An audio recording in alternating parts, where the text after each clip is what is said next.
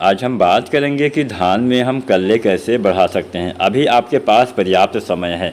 अगर आप शुरुआत से इस बात पे ध्यान देते चलेंगे कि हमें इस साल धान में हर साल की अपेक्षा ज़्यादा कल्ले लेना है और हर साल की तुलना में हमें ज़्यादा उत्पादन लेना है, तो अभी से आप ध्यान देना स्टार्ट कर दीजिए। क्योंकि समय के बाद अगर आप सोचें कि हाँ कल्ले निकल रहे हैं, उस समय ध्यान देंगे तो लाभ नहीं मिलेगा। अगर आप अभी से ध्यान देंगे तो आप अच्छे से तैयारी कर पाएंगे और ज़्यादा कल्ले अवश्य ले पाएंगे। तो यहाँ पे हम 5-6 ऐसी बातें आपको बताएंगे।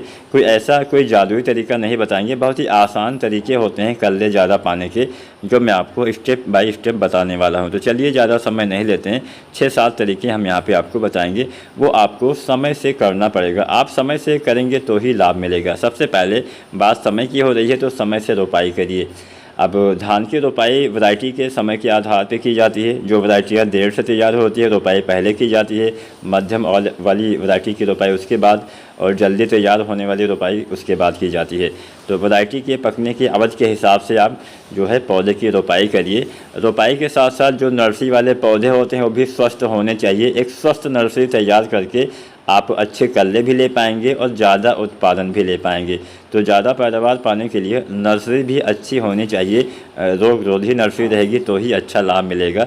तो अगर आपने अभी तक नर्सरी नहीं डाली है तो अच्छे से बीज को उपचारित करिए, सही से किस्मों का चयन करिए। और जब आपकी नर्सरी 21 से 25 दिन की हो जाए तो औसतन 25 दिन के आसपास की नर्सरी को सबसे अच्छा नर्सरी माना जाता है।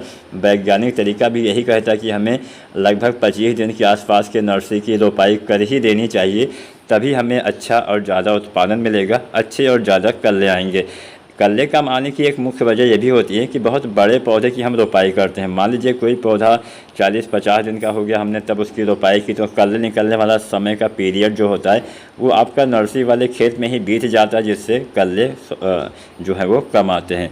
तो समय से रोपाई करिए। रोपाई से पहले खादों का इस्तेमाल बहुत ज़रूरी होता है।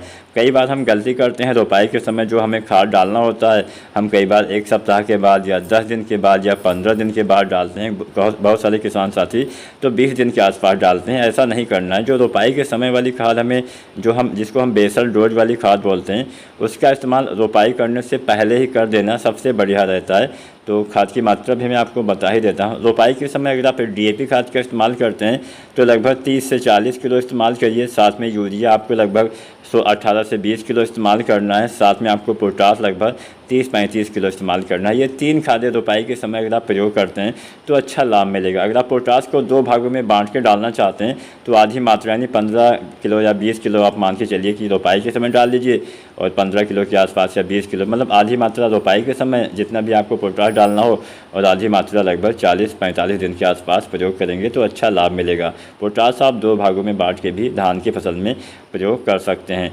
तो मैंने मात्रा बता ही दिया। इसके बाद में वही आपको 20-25 दिन पे फिर से यूरिया डालना होता है 30-40 किलो, और लगभग 40-45 दिन पे फिर से 30-40 किलो यूरिया डालना होता है। जिंक की बात की जाए तो जिंक की कमी से भी कल्ले कम आते हैं। यूरिया की कमी, नाइट्रोजन की कमी से भी कल्ले कम आते हैं।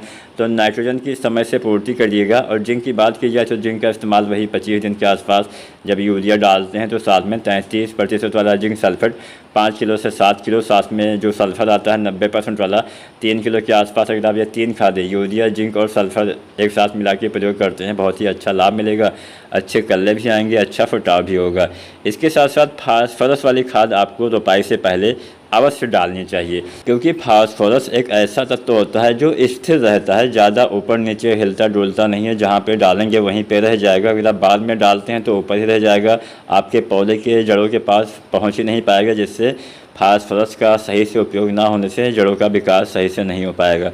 तो रोपाई के समय, रोपाई से पहले ही आपको जो है फास्फोरस का इस्तेमाल कर देना है। एक खाद आप और डाल सकते हैं जिससे कल्ले अच्छे आते हैं, सागरिका दानेदार 2 तरह से आती है। एक आती है सागरिका Z++, एक आती है सागरिका गोल्ड। सागरिका Z++ में बहुत सारे माइक्रो न्यूट्रिएंट्स पाए जाते हैं। जो सागरिका गोल्ड होता है इसमें माइक्रो न्यूट्रिएंट्स के साथ साथ ह्यूमिक एसिड और फ्लोरिक एसिड भी पाया जाता है। ह्यूमिक एसिड से आपके जड़ों का विकास अच्छे से होता है और तेज़ी से होता है, और फ्लोरिक एसिड जो है जैविक क्रियाओं में काफ़ी मदद करता है, मिट्टी में भी काफ़ी सुधार करता है। तो जो भी आपका बजट अलाउ करे, सागरिका चाहे Z++ हो चाहे सागरिका गोल्ड हो, आपको रोपाई के समय या फिर रोपाई के 10 दिन 15 दिन तक भी आप डाल सकते हैं। लगभग 8 किलो से लेकर 10 किलो मात्रा अगर आप डाल देंगे तो इससे भी फ़ायदा मिलता है, इससे अच्छे कल्ले भी आएंगे, मिट्टी में भी सुधार होगा, जैविक क्रियाएं होंगी, जिससे आपकी मिट्टी अच्छी होने से जड़ों का विकास अच्छे से होगा, कल्ले का फुटाव, हरियाली, पौधे अच्छे से भोजन वगैरह बना पाएंगे। तो सागरिका भी आप चाहें तो डाल सकते हैं, अच्छा लाभ मिलेगा। तो बस कुल मिला के आपको मोटी मोटा 2-4 बातें विशेषकर ध्यान देना है। समय से रोपाई करिए, समय से सभी खादों का इस्तेमाल करिए, खरपतवार नियंत्रण भी करिए, समय से आप सिंचाई करते रहेंगे, क्योंकि पानी की भी उतनी ही आवश्यकता पड़ती है जितनी खाद की पड़ती है। भले ही आप खाद 2-4 दिन आगे पीछे डालें, लेकिन पानी की कमी आपको धान की फसल में नहीं होने देनी है, नहीं तो नुकसान हो जाएगा। तो अगर आप इन सभी बातों का ध्यान देते हैं, धान में अच्छे कल्ले भी आएंगे, अच्छा फुटाव होगा और बढ़िया उत्पादन भी मिलेगा। वीडियो अच्छी लगी हो लाइक करें।